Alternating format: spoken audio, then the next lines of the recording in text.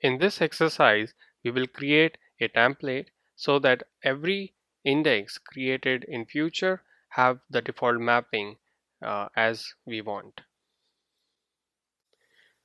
So let's open the terminal and go to exercise number 6.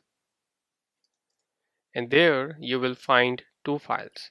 One is to create the template, which is template.curl, and the other file is to add a document first by creating an index and then adding a document in it.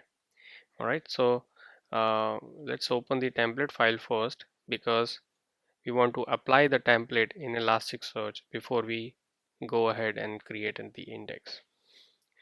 So here you can see we have a put command, and in this we are calling underscore template API from Elasticsearch, and we have a template name which can be any name you want to specify, and within that we have the pattern. So here we are saying any index which has a name starting with class hyphen should get this mapping added by default. Okay, so a type of called subject and has fields start date and end date, then we want these data types to be enforced on those fields. But let's say you are adding an index and that index has a type called subject, but it does not have these fields start date and end date, then also it is fine. If these fields are there, only then these data types will be added and enforced on those fields. So let's go ahead and create this template. Alright, so template is created and we can check it. Okay, let's do that by get command. Every time we pull some information out of Elasticsearch, we use get command. So we are pulling the template, and our template name was class hyphen, but we can pull it like this using a pattern also. Okay,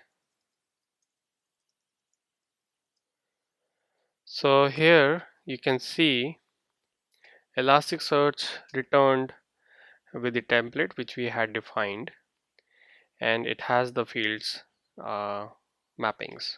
Alright, so our template is created successfully. Now let's add the document. Now when we are adding the document, we are also creating the index and a type within it.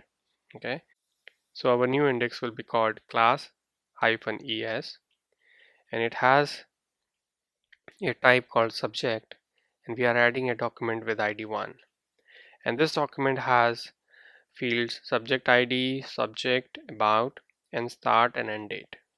Okay, so it's a same as we did in the write operations exercise. So let's create this document. As you can see, the index is created. It also has the type subject, and a new document with id 1 is created. Version is 1, and the response is true, so it is created. Now let's pull this document and see.